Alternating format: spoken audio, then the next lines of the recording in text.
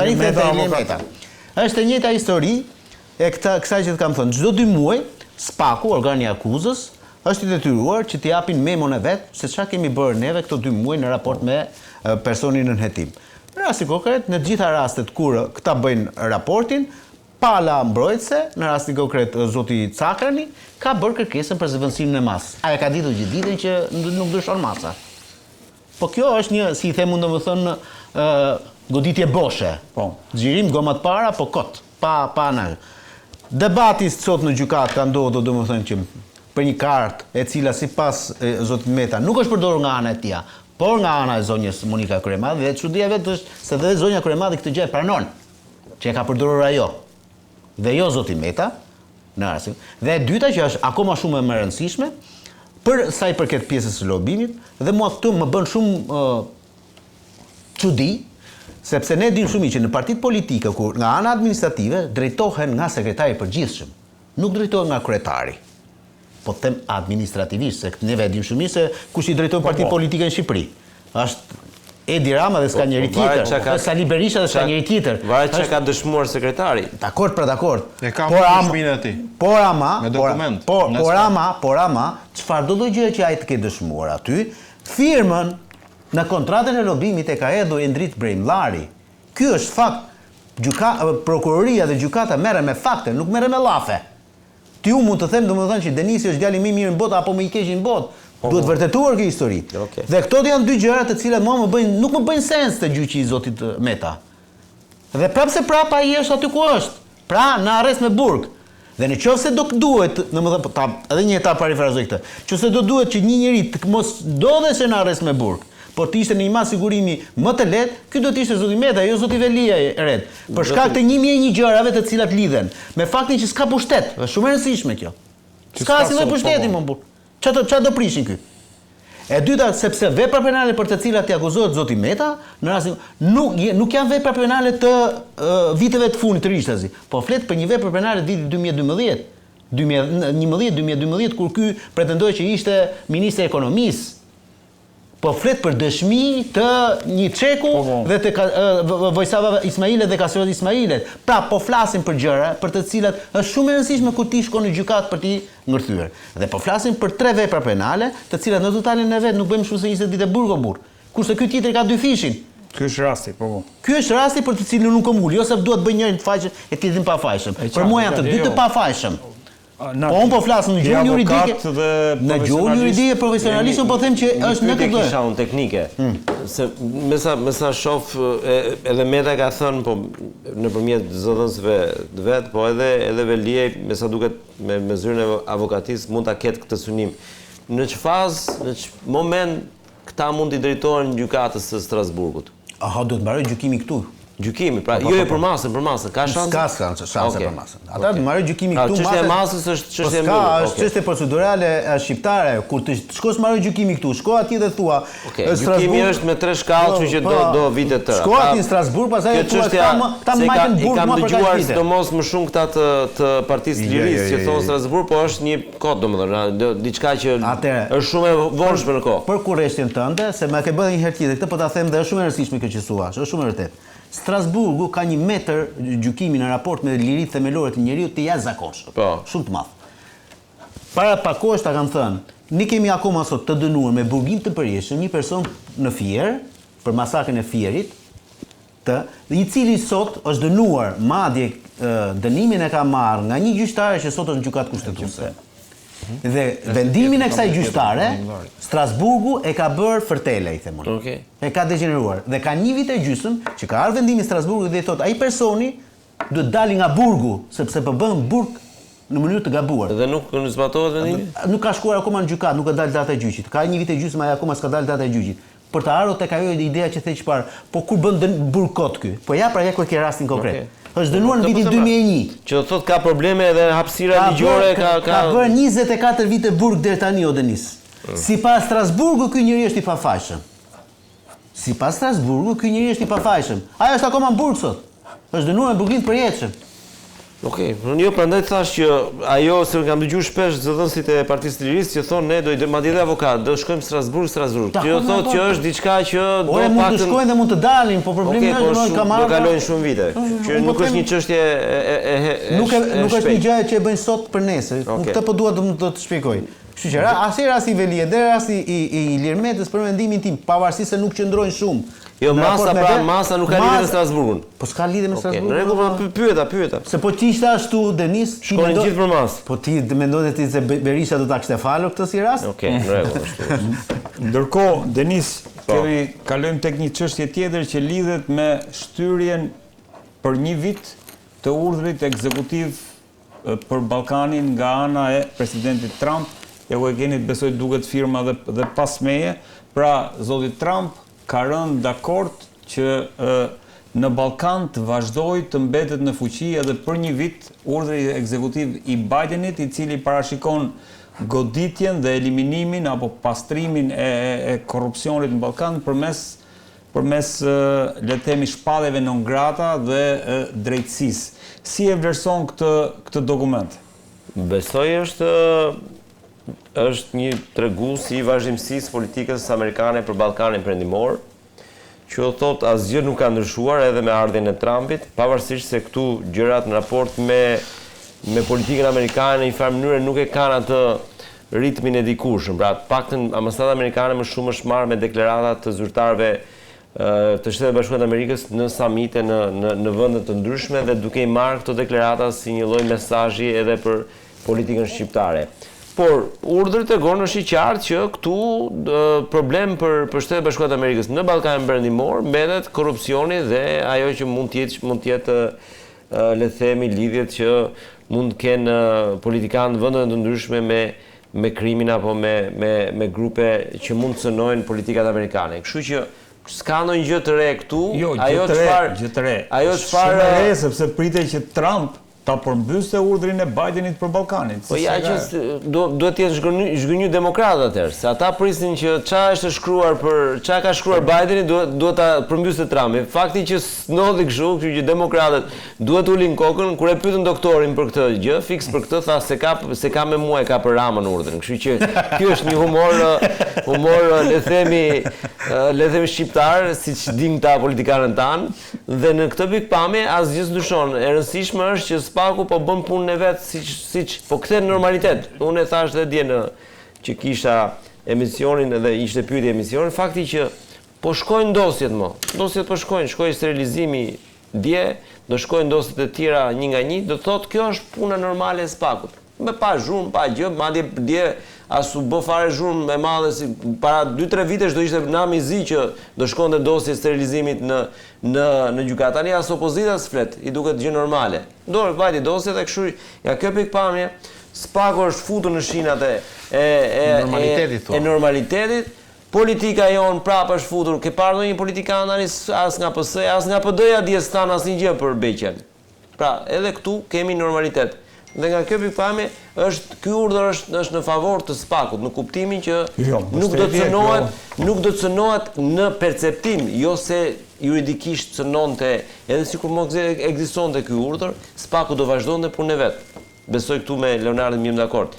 Por në perceptim Spaku duket sikur është edhe vet do jenë me krah, do t'i kenë më ngrohta që s'ka ndryshuar asgjë. Pra kjo është e rëndësishme për të kuptuar te publiku dhe te politika. Do vazhdoj politika amerikane me non grata të Po patjetër do mund të vazhdojë, çka ka për non grata. Ja ta them unë. Ajo është, shikoj, non grata se ne kemi parë vetëm një gjë, non grata është një akt në funksion, akti do bishin për vetë amerikanët, jo për neve më. Se e kemi keq kuptuar ne. Ata e kanë aktin e tyre, përdorin për vetë ata, jo për neve. Security, siguria kombëtare. Pikërisht pra, ata e përdorin për vetë, pse do ta heqin ata non gratën? E kanë për vetë ata. S'ka logjik këtu. Në Shqipëri, përveç doktor Berishës, i cili është zyrtarisht politikani më i rëndësishëm non grata, ka disa politikanë të tjerë, ka disa biznesmen, ka disa pronar mediash, por ka dhe disa njerëz me influencë të cilët janë non grata. Pra, nuk kemi një kategorizim dhe një qartësim se për kë është ky urdhër dhe ky vendim.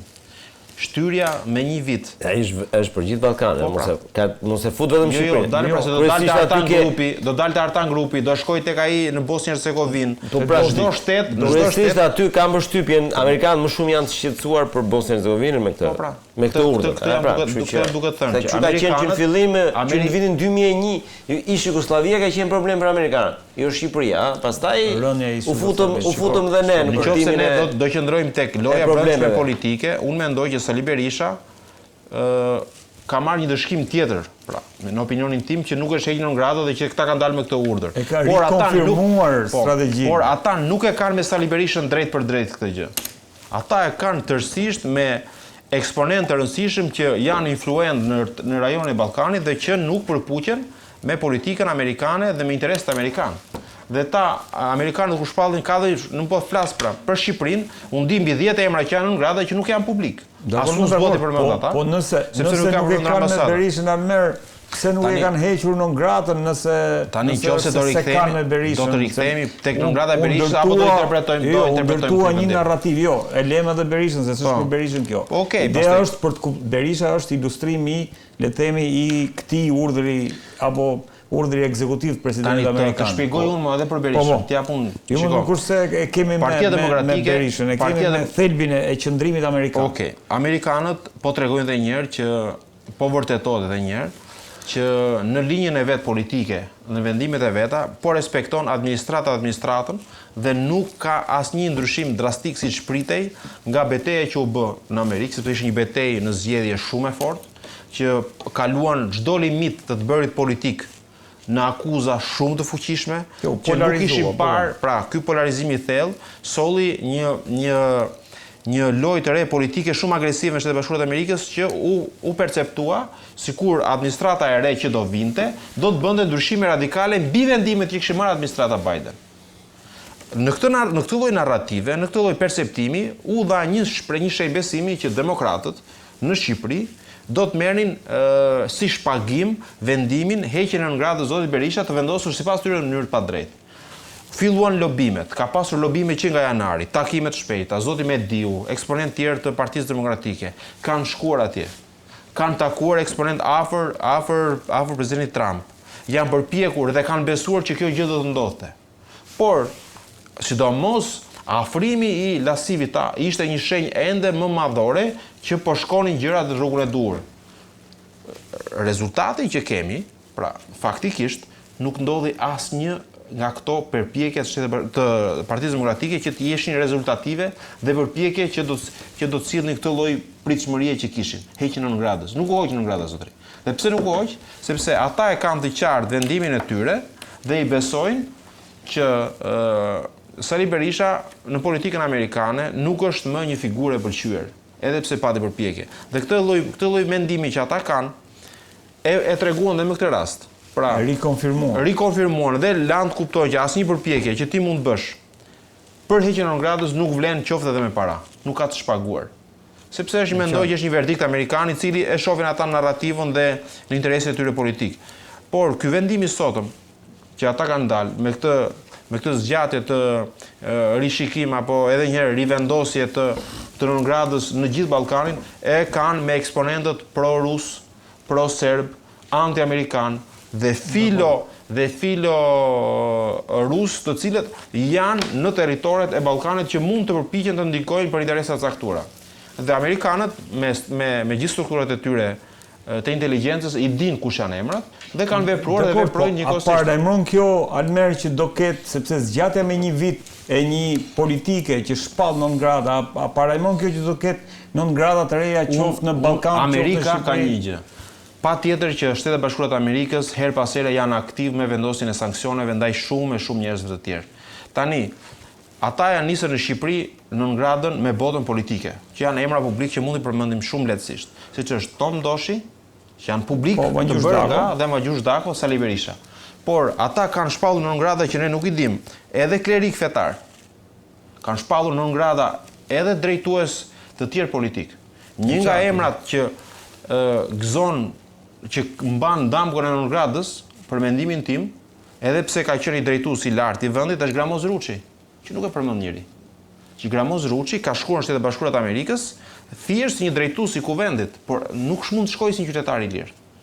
Po ashtu, ne kemi biznesmen shumë të rëndësishëm që janë non grata. Nga ata që përmendën oligarkët. Por që këta nuk, por interesin, po nuk kemi prova për ta bërë. Unë do të themi që amerikanët her pas here në Shqipëri e kanë vazhdimsinë non gratave si politikë të përditshme, si buka që ham. Do të vazhdoj, po thua. Po patjetër që do të vazhdoj pra.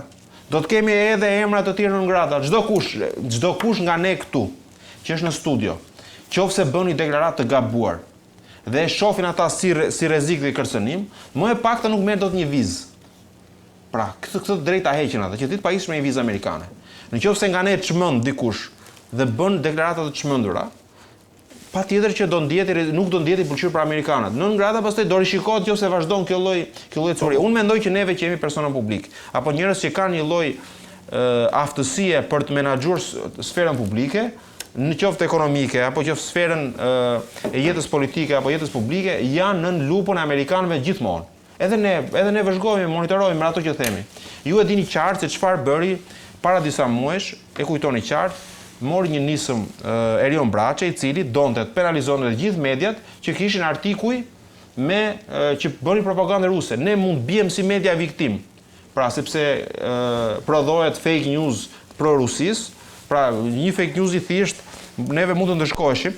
Nëse publikonim një lajm që një avion rus rrëzoi disa avion amerikan. Ky është një lloj prodhimi i fake news. Nëse ne e marrim dhe publikonim këtë, rrezikonim sipas projektligjit të Erion Braçi që të mbyllej media. Pra, kur ka një lloj nisme të tillë kaq serioze, imagjino se çfarë mund të bëhet me të gjitha emrat. Ore ka gazetar non grata. Ka më gazetar politik non grata pra. Pra janë njerëz të cilët kanë shprehur dhe kanë ndikuar në opinion bërje kundër interesave amerikane. Uroj që mos jetë asnjë nga ne katër këtu. Ecim, avokat, tani në lidhje me aktivitetin e SPAK, sepse ky urdhër ekzekutiv ka qenë pak a shumë si strategji, domethënë shpalleshin non grata dhe SPAK pastaj provonte në një farë mënyrë. Nga ne e sigurt është që Denisi shkon dhe shkel në Amerikë më shpesh nga ne, është e sigurt. Po, avokat, të lutem. Besoj që ju jeni non grata, kështu që vazhdojmë. Kjo ishte batut. Avokat, si e shikon çështjen e SPAK-ut? Thash nisur nga ky urdhër ekzekutiv. Fakti që po i vjen edhe fundi mandatit të Altin Dumanit, më duket në dhjetor, 19 në dikun në fund vitit. Në fund vitit vjen edhe fundi mandatit. Si e shikon punën e SPAK-ut në këtë histori? Tani, SPAK-u është fëmia që ka sjell në jetë Washingtoni dhe Brukseli. Washingtoni me mbështetje, Brukseli me para. Sepse pjesa më e madhe të ardhurë janë dhënë nga Bashkimi Evropian për këtë institucion. Kështu që fakti domethënë që kjo Departamenti Amerikan i Shtetit dele dhe me këtë lloj qasje ndaj Ballkanit Perëndimor, afërmend se ndaj Shqipërisë, të bën të bezosh fort domethënë që mbështetja e Amerikës ndaj SPAK-ut nuk ka për të ndryshuar ndonjëherë. Problemin unë nuk e kam parë në një ret do ta lëshoj SPAK-un Amerika, as do ta mbështesin më apo jo, sepse para pak e the domethënë që aty që nga dita 1 ka pasur gjithmonë një zyrë të atachuar të DS amerikane Interpolit, domethënë që kanë dhënë gjithmonë ekspertizën e tyre në mbështetje edhe në ndihmë. Problemin e kemi parë domethënë që këta prokurorët e SPAK-ut në fund të ditës janë njerëz si puna jonë. Jetojnë në këtë vend me të njëjtat problematika, me të njëjta gjëra dhe nuk janë imun. Po, ndaj smundjeve që ka shoqëria shqiptare. Sigurisht, e parë. E dyta, sigurisht, shumë njerëz mund të thonë domethënë, po mirë, pse pranove ti të bësh atëherë prokurori SPAK-u kur nuk je i tillë, domethënë, në një mënyrë apo në një tjetër. Njeriu një punë do ta bëjë oret. Dakor. Po avokat, se kam një pyetje, çfarë do ndodh me Altin Dumanin pasi ti mbaroi mandati? Ka një qasje, tani këto janë gojë të liga dhe unë s'dua të merrem shumë me fjalë lart e poshtë, por mund të ndodhi domethënë që në sesionin e ri parlamentar në shtator-tetor kur të nisin, një nga çështjet më të rëndësishme që mund të ndjekin është pikërisht kjo çështja e rregullimit ligjor, akti normativ për çështjen e SPAK-ut. Të gjitha gjasat janë që të shtohet kjo ideja domethënë që prokurorët e SPAK-ut të kenë mundësi të rikandidojnë edhe për një mandat tjetër, të atyre që u mbaroi në 2028 e para dhe të gjithë të tjerë, pra të kenë mundësi domethënë që të rikandidojnë, pastaj as zgjidhen as nuk zgjidhen, kjo është tjetër histori, por është edhe një tezë domethënë që edhe drejtuesi i SPAK-ut të ketë mundësi rinovimi të kandidaturës së tij të menjëhershme. Që do të thotë që Altin Domani ka një opsion, mund të ketë një opsion që të rikandidojë në dhjetor për të drejtuar Spakun. Është tash dhe një tjetër, është thjesht një opsion, nuk e di domethënë se ka nevojë për ndryshime, ka këtë opsion për të rikandiduar në krye të Spakut. S'ka nevojë për ndryshime. Të menjëhershëm jo. Jo. Si të menjëhershëm. Pra nuk ka mandat të dytë për ushtrimin e funksionit sekretari Spakut. Ai mund të kandidojë prapë në 2028-ën, por nuk mund t'i bëjë 2 mandate rresht. Një pas njësh. Po, tani në ligjin organik është kështu. Nuk mund t'i bëjë 2 mandate. Unë e dija që mund t'i bëj. Jo. Po ti ishte ashtu. Je sigurt? 100%. Arben Kraja nuk i bëri se ndoshta s'kishte lobimin e dur, po. Jo, dëgjoj Denis. Ligji është kështu. Ligji organik për Spakun. Spaku drejtohet, domethënë Spaku, prokurori Spaku qëndron 9 vite në detyrë. Drejtuesi Spakut që ndodh 3 vite në detyrë nuk ka të drejtë rizgjedhje për një mandat të dytë. Kështu është, teksati, të menjëhershëm. Nuk ka. Po kur, unë e di që ka të drejtë të ketë 2 mandate o burri dot. Ore, po jo të një pasnjëshme. Jo të një pasnjëshme pra. Këtë thuaj pra. Po pra, në 2028 po të them mund të ose po mirë më thënë. Arben Kraja tani në fund të dhjetorit mund të rikandidojë prapë. Okej. Që ta bëjmë më të thjeshtë historinë. Tani aty, se më nxorri nga një temë, aty hë për hë ka dhe një problematik, një luftë e brendshme po themun, për drejtuesin e BKH-s. Për BKH-n. Pse? Sepse drejtuesi i BKH-s zgjidhet nga një komision i cili përbëhet nga 3 antarë të Spakut, të këta 3 antarë janë Altin Domani, Arben Kraja dhe Behar Dibra, të 3 këta le të themi vlerësojnë për të CV-t e atyre që në këtë proces nuk ka dorë politika fare, është thjesht çështje e Spakut. Kështu është teorikisht. Po atë zonjën kush e zgjodhi? E zgjidh vetë Altin Domani sepse ka drejtën ai në atë zonjën që ishte deri tani kush e zgjodhi? Unë di që nuk e zgjodhën fare këta të Spakut. Shiko këtu, mos ngatro një gjë ti tani. Në momentin kur është zgjedhur ai zonja, Spaku nuk ka pas të drejtën e vetingut. Tash në janar ka marrë drejtën e vetingut. Ka marrë të drejtën e vetingut dhe gjithçka është ka zgjedhur komisioni vetingut dhe të parën. Okej. Ideja e vetingut. Në rastin konkret, Spaku tani, prandaj ajo historia që tregoja para një 6 muajsh, do ta shikoni nga një analizë që u thosha që Spaku do jetë super Spak. I plot fuqishëm në rastin konkret. Tani aty ka filluar një përplasje re. Ka një përplasje, po vetëm, domthon emrat e kandidatëve ti lëm jashtë sepse s'duam të ndikojmë te kjo histori. Si duash ti? Jo, emrat e kandidatëve ti lëm jashtë. Po për sa i përket përplasjes, përplasja, domethënë përplasja nuk po them se po bëjnë luftë me njëri tjetrin, jo. Po e kanë fjalën domethënë që dikush karrike është. Tamam, dikush preferon Redin, dikush tjetër preferon dhe ka një luftë për. Ka një luftë. Kjo luftë syres çoi dhe natë përplasjen Domani Kraja, i cili solli domethënë një viktim, e pati një viktim, domethënë si luftë, sepse Arben Kraja me të gjitha gjasat kishte një të, le të themi, një njeri të cilin e shikonte si më të favorshëm për ta zgjedhur në këtë detyrë, Domani mendon se duhet të jetë dikush tjetër, çe kjo përplasje dhe kush ka ndodhur ky proces kur mbyllet? Teorikisht duhet kishte mbyllur. Po duke qenë se ata e zvarritën për shkak se futën ndonjë ca emra të tjerë. Media pashën skualifikuar. Janë skualifikuar. Avokat, 7 emra kanë ngel. Janë skualifikuar, kanë ngelur 7 emra. Presupozohet që këta janë edhe për Dhe kur mbyll brenda korrikut do të zgjidhet. Po, do të zgjidhet. Akiçako nuk është, meqenëse ke merak. Jo, më unë thash skualifikuar. Unë do thash jo, ma bëra debatutë. Jo, mos bëj ato, unë snifja kush ishte kjo zonja, prandaj të thash, nuk është avokat. BKH-ja nuk është se ka urdhër ekzekutiv që është pas shpinës time këtu që i rifirmosur nga presidenti Trump. Si e parashikon punën e Spakut paktën edhe një vit? Domethënë, a parashikon ky urdhër ekzekutiv një mbështetje të re amerikane për Spakun? Ta thash që Spaku nuk ka për t'ju ndalur ndonjë mbështetja e Amerikës. Madje, unë besoj fort domethënë që amerikanët do ndërhyjnë fort në parlamentin shqiptar tek maxhoranca që të bëhet ky ndryshimi i mandatit të prokurorëve të Spakut. Ndërhyjnë fort, mjafton ndërhyjnë, se maxhoranca ka gjithë përgjegjësinë. Vetëm për këtë pjesë. Pra ti thua do të vazhdojnë mbështetja për Spakun edhe në këtë kuptim. Jo, do ndërhyrë edhe tek maxhoranca dhe tek opozita, se janë 94 vota. Flemen le tani. Për ndryshuar kushtetutën për Spakun duhet 94 vota. Ai është ligj normativ, 84 do. Jo, për ndryshuar këtë që të ketë mundësi të rikandidojnë, duhet ndërhyrën kushtetutën. Rikandidoj për herë të dytë Domani, Po, jo, edhe këta që duhet pas 9 viteve. Ka ndërhyrën kushtetutë, o Denis. ka ndërhyrje të ligji organik i SPAK-ut. Dhe ligji organik i SPAK-ut bëhet me 84 vota. Unë po për ata që u mbaron mandati pas 9 viteve. Ajo unë di që do të ndërhyren kushtetutë, se është aneksi kushtetut që ka parashikuar edhe SPAK-un. Kushtetuta ka parashikuar SPAK-un, por ligji organik është ai që do të jep le të themi afatin e mandatorët. Atë zgjidh vetëm Rama nëse është. Dhe po ta kujtosh kur erdhi Kasovic vjet që dhe kërkonte domethënë ta bënte qysh vjet parlamenti, Rama i tha, mirë, tha, unë e bëj, tha, po shkoni pyesni Berishën, sepse unë si kam vota. Tani nuk e kam këtë histori se i ka vota dhe këtu mbaron kjo qasje domethënë. Kështu që unë besoj se këtu ta mbyll këtë si histori se më duket. Unë nuk e kam parë asnjë problemin e SPAK-ut, a ka pasur a nuk ka pasur SPAK-u mbështetje, e ka pasur mbështetje. Unë problemin e SPAK-ut e ka bërë që në shumicën e rasteve SPAK-u është bërë ose dorëlshuar ose impleksur me politikën. Kam një muaj që kam shprehur të njëjtat rezerva në raport me atë le të themi operacionin e Durrësit.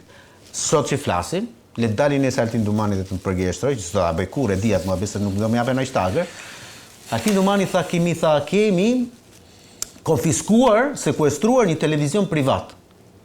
S'po ja them as emrin, që mos bëj kështu. Le të shkoj sot, le ta kontrollojnë të gjithë dhe do ta shikoj që nuk ka sekuestruar asnjë televizion privat. Televizion në Vlorë mund ta themi, është në Vlorë televizion. Nuk e kanë sekuestruar. Është tjetër gjë, po televizioni nuk e kanë sekuestruar. Dhe të ta shpjegoj, duro. Po duro, edhe unë po t'japi live ti zota dish as lajmin apo. Jo, puna është mos shkojmë te detaje kur jemi te SPAK-u. Po detaje SPAK-u po t'jap pra. Po bravo, ha. Ky zotëria shkoi dhe doli në datë 19-20 maj dhe tha, ne kemi sekuestruar edhe një televizion. Pronari i televizionit në datën 22 maj ka shkuar, ja ka falur pronari, ja ka falë të vllajt dhe ka shkuar dhe ka regjistruar atë kontratën e dhurimit e ka regjistruar në QKB. Kuptoj. QKB-ja në rastin konkret nuk ka bërë asnjë lloj shkelje, sepse në QKB brenda logjike. Jo, në QKB nuk ishte mbritur asnjë shkresë nga SPAK-u për sekuestrimin e këtij. Dakor. Pra nuk ka bërë as edhe një gjë.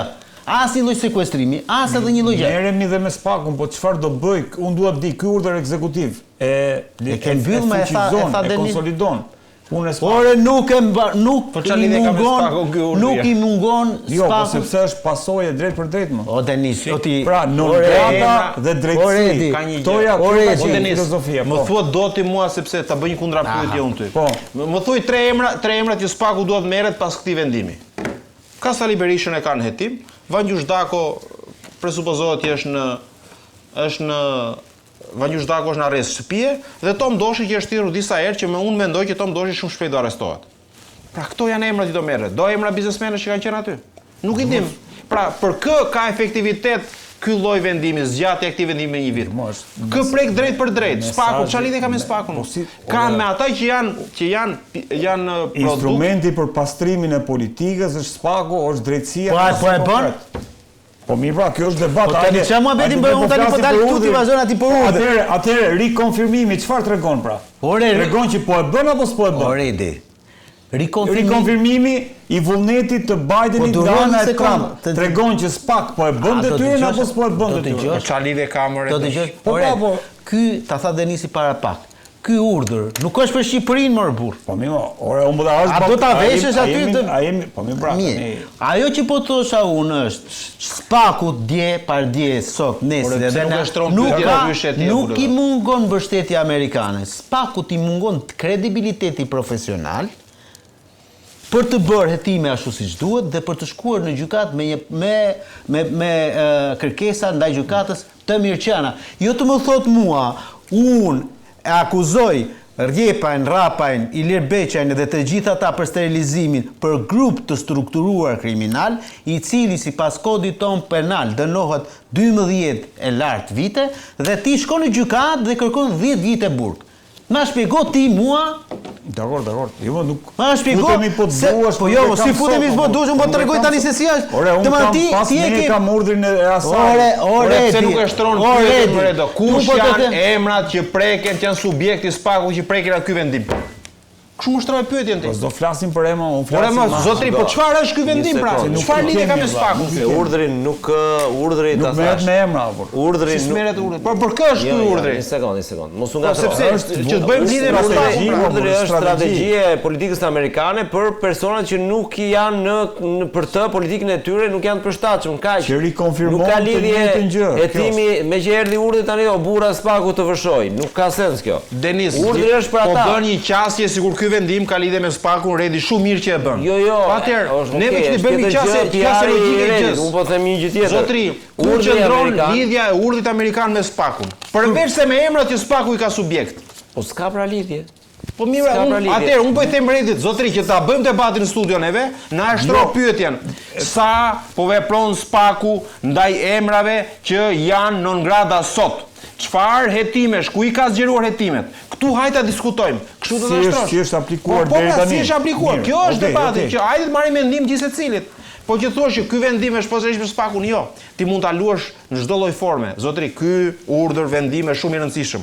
Rikonfirmimi non gradës do të thotë që Spak duhet të rishikojë me vendosmëri edhe një herë pozicionin e tij me këta element që i ka Amerika non grata. Çfarë i ka bërë? Çfarë po ndos zotri me Vangjush Dakon? Me hetimet dhe me dosin që ka ky njeri. Ndaj zotit Berisha. Si ku kanë shkuar? Spaku është duke kryer punën ndaj Berishës. E ka çuar çështjen për gjykim. Në rregull, e ka kryer. Pra, që se Spaku do japi llogari amerikanëve lidhur me këtë pra po them. Po, në rregull. Atëherë çfarë po vendos me Tom Doshën që është thirrur? A ka hetim? A ka zgjerim të hetimit? A ka pushim? Çfarë po ndodh me fatin e këtij njeriu? Në këtë mënyrë ne mund të bëjmë një qasje. Subjektet e Spakut të cilët preken nga ky lloj vendimi, cili është fati i tyre politik, sa janë prezent në jetën politike këta njerëz dhe sa po ndikojnë sot në interesat amerikane, apo e pengojnë interesat amerikane. Asnjë nuk i pengon në këta emra. Por këta ndikojnë interesat e brendshme politik. Almer, kjo pastaj do të kemi emisionin tjetër, po do doja tani të kaloja, besoj i kemi 10 minuta kohë. Të dalim pak tek Partia Demokratike, avokat. Është ëmbëlsira. Jo, po duhet se është interes publik dhe realisht domethënë interesi doktorit do të thosh. Deni komar të ngordhur tha dhe bam për ditë. Pasdo. Si e shikon? Jo. Nuk i kushtoj shumë më 10 minuta tani. Ne duhet që Okej, vazhdo. Si po e shikon deri tani qasjen e Partisë Demokratike për sa i përket rezultatit të zgjedhjeve? Dhe çfarë mendon se ka prodhuar deri tani dhe çfarë do të 500 vota ka grabitur në Tiranë, s'ka grabitur. Deri numërimi 560. 560. Okej, pse ulë? Ato më shumë janë gabime njerëzore. Kemi rënë dakord që janë gabime Jo njerëzore. gabime, e di zoti avokat që ligji për numëruesit është shumë i qartë. Thot, deri në 2% të quhet gabim njerëzor. Në qoftë se devijohet 2% i vullnetit Po qytetarëve. s'është devijuar në këtë rast, kështu që. Nuk ka kaluar 2% pra. S'ka kaluar pra. S'ka kaluar, kështu që është vullnet, nuk ka asnjë nga numëruesit, nuk ka penalitet juridik.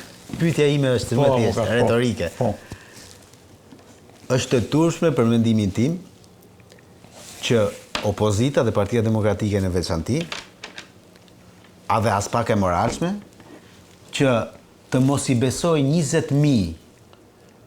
20.000 njerëzve që presupozohet që i ka vënë në dorën e vet për të numëruar votën e vet në të gjithë Shqipërinë dhe pastaj të shkojë dhe të thotë domethënë që këta administrata e KQZ-s janë në rregull me historinë e tyre sepse po numërojnë votën. Unë nuk po dua të delegitimoj pjesën e administratës së KQZ-s që të kuptohemi. Por ti në momenti kur shkon dhe hap kutit dhe një nga e para, minimalisht i ke thënë atij numëruesit që e ke vendosur vet, Që nuk bën. ti nuk bën.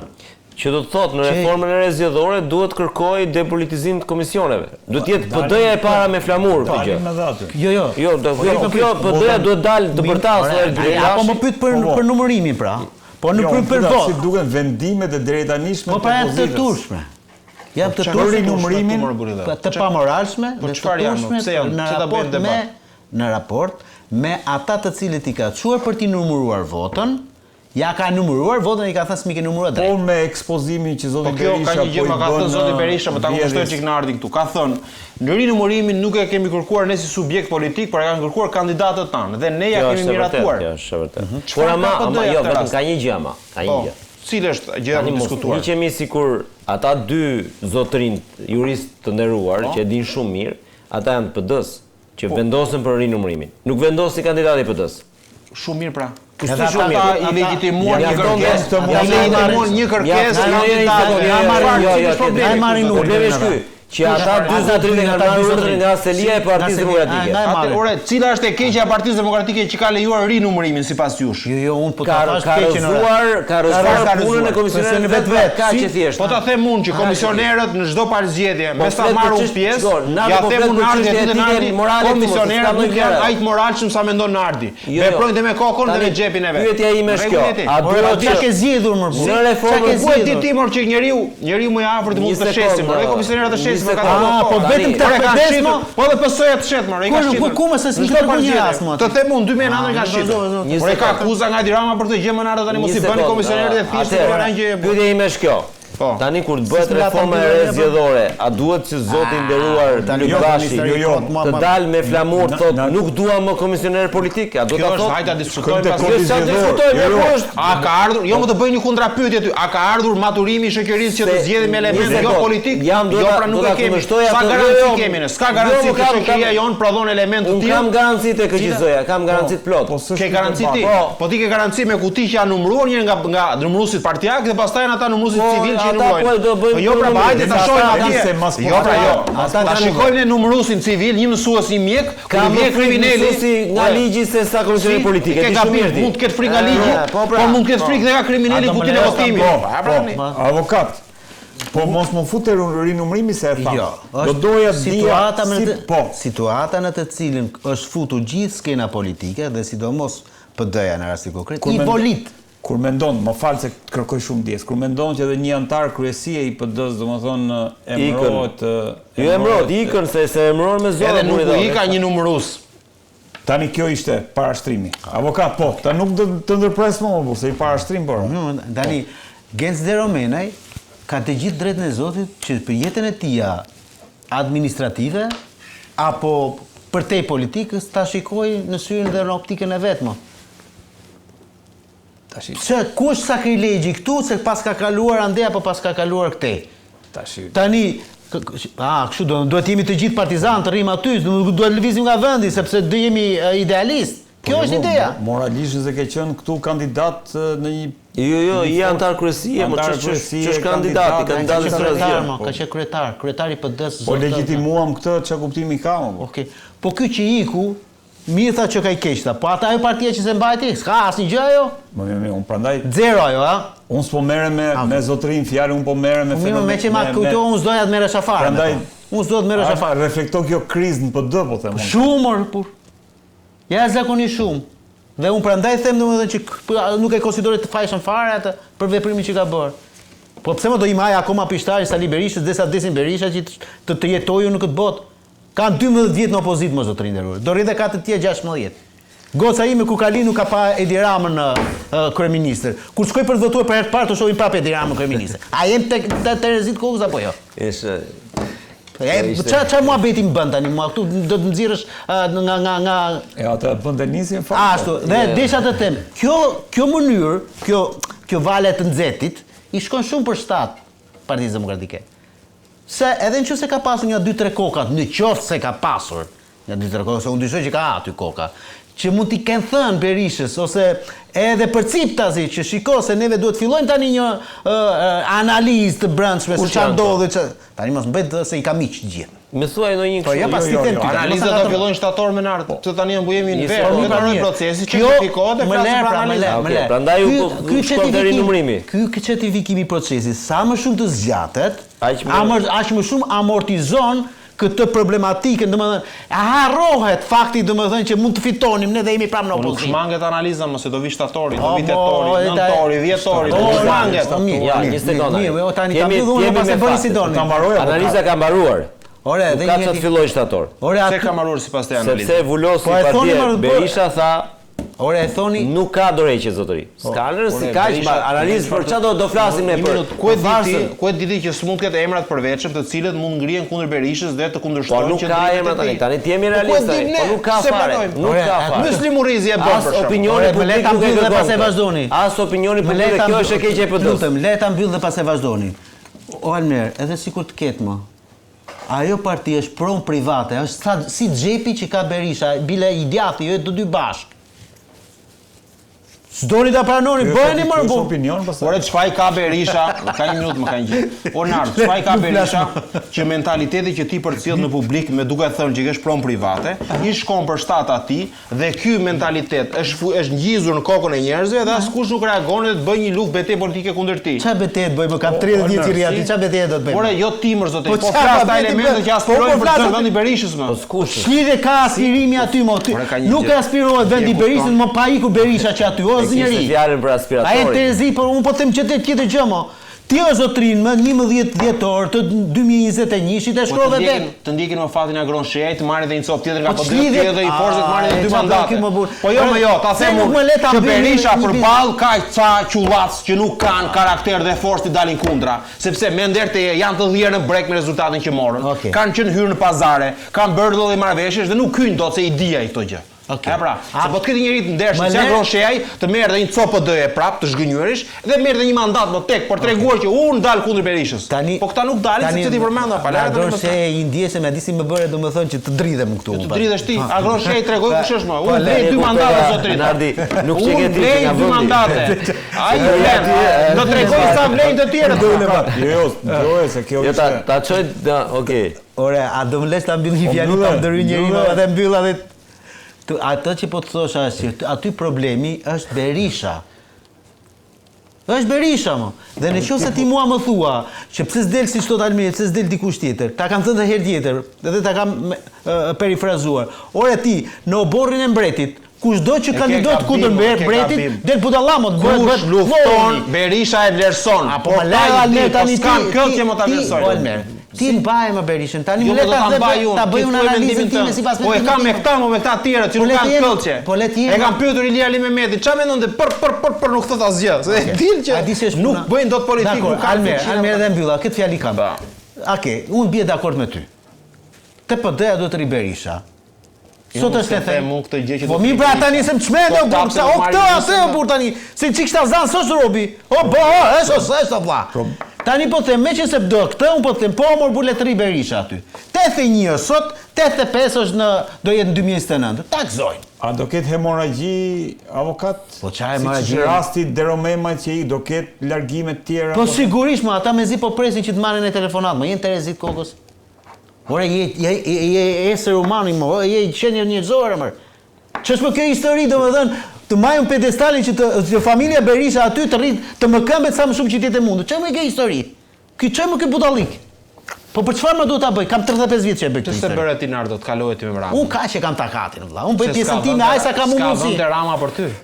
Jo te unë, po nuk vjen tek unë nuk vjen Rama sepse Rama vjen Taulandi vjen tjetër kush, problemin që ketin drejt të vjen cili do po them se di idealizmin tim. Po nuk ka lidhje kjo, unë nuk paragjikoj njerëzit më. Unë jam ndryshe, ti je ndryshe, çfarë lidhje ka kjo? Po mua s'm dalon njëri që të them që e keqja e kësaj PD-ja është fakti domethënë që leadershipi i saj duhet ndryshojë më.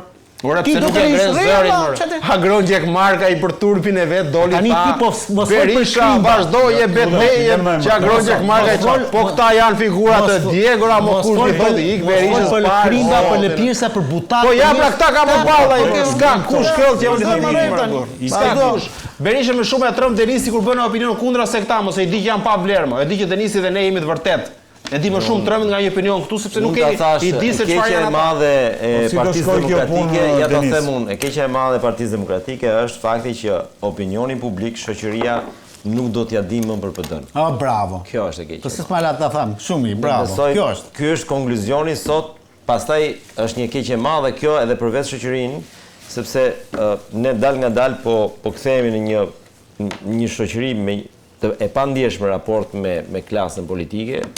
Po kristalizohet ideja që në pushtet do të vazhdojë të jetë për një kohë gjatë Rama dhe nuk ka nevojë fare edhe ç'a bën PD-ja vetë fare. Nuk ka nevojë, ky është problemi i madh. Nuk ka më nevojë për opozit. Ka filluar qytetarët të thotë ore s'na duhet ç'a po ndodhet te PD-ja. Po.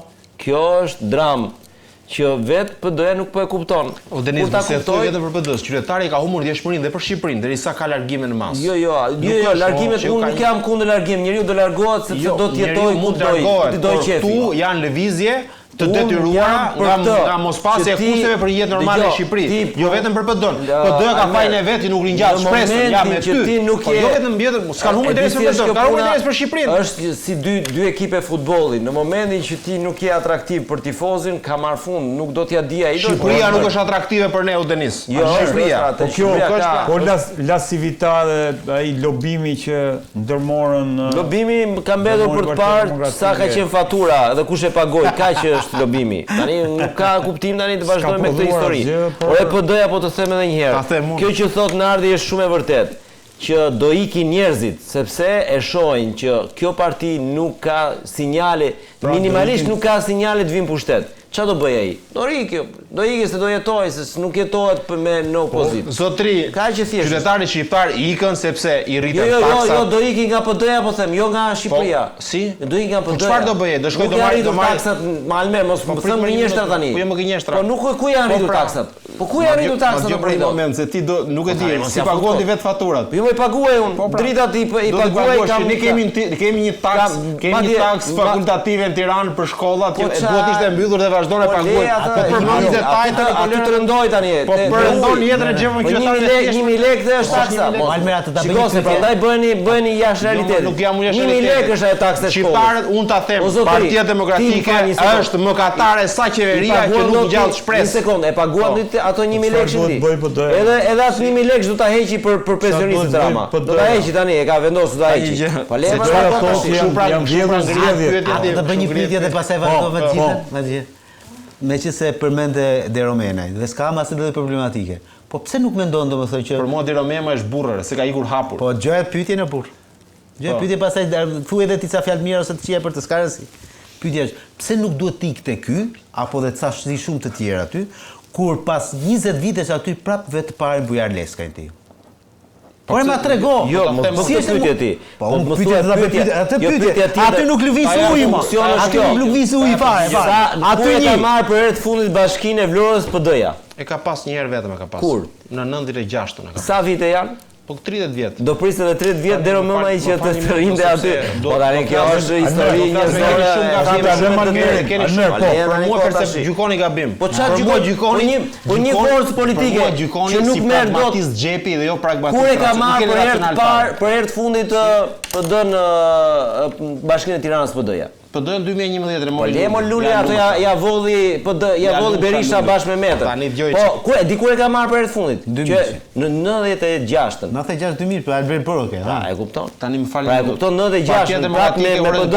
Jemi që 96-ën më kur i dhot. Tani kur smer qendrën e Shqipërisë, kur smer qendrën e Jugut, kur smer unë apo jam më të thjesht. Unë tani do di ku po na rikthesin. Ai ishte kryetar partie. Ora rikthen në debatin fillestar. Po ja bëra argumentet kryesore. Jo ka të ndisur në disa bashki. O Almerta, nuk kanë më shumë as 10.000 banorë. Partia Demokratike nuk po lejohet të vijë pushtet zotri, sepse këtu bandat kriminale nuk i rën hapësirë. Nuk e tani Jo, është tani do flasim. Është ora e vonë natës. Është refreni mbylljes. Sa herë që vjen ky refren e mbyllur e di. Ka nikur tashmë buri. Ka nikur të flen, mund të thuash Po thuaj bashkitë që zotron sot PD-ja. Partia Demokratike është përballur në zgjedhje e coptuar, e fragmentarizuar në zgjedhjet lokale dhe mori rezultat që mori. Partia Demokratike po vërteton me fakte dhe me argumente që në zgjedhjet përveç gabimeve që ka, në zgjedhjet e 11 maj, unë e di ku ka defekti për Demokratike. Po sa them dot atë. Nuk e them jo ta them unë. Në zgjedhjet e 11 maj po tregon që janë futur duart në zgjedhje. Zotri, Partia Demokratike ka një problem real me Matan Oqeanit. Në zgjedhjet ai problemi flasim ne foto. Berisha ja ta mbyllë Mikali. Berisha para 2 ditësh u pyet për zgjedhje bashkiake të shtatorit, tetorit kur do jenë ato. Do i fitoj të treja. Dhe tha, janë të humbura, tha se me Ramën nuk fitohet. Okej, se pas janë dëgjuar. Ka shkuar kaq rënd sa edhe atë që kishte shpresën në 11 maj, se nuk tha janë të humbura në 11 maj. E ngriti stekën, tha do t'i fitojmë ta para 11 majit. Je dakord? Në fushatën që bëri? Po, i bie domethënë në mat, në Tepelen edhe në Berat mos ket kandidat fare PSD-ja. Se kush shko kur pra e thot pra, kjo është drama më e madhe pra, ka humbur dhe shpresën e shpresës. Pra, në këtë funksion është e kohë të diskutohet për PD-n. Thjesht është numër i radhës. Do të rraskon për PD-n. Okej. Kënaqësi që të pata. Denis, kënaqësi që të pata. Nëse faleminderit gabimin e ka ky që smerret me qeverinë. Sot zotri Edi Rama shkapur me faturë 36.000 euro charter, një fluturim, ne merremi çajm hallin opozitës që e kanë hyrë ndajak.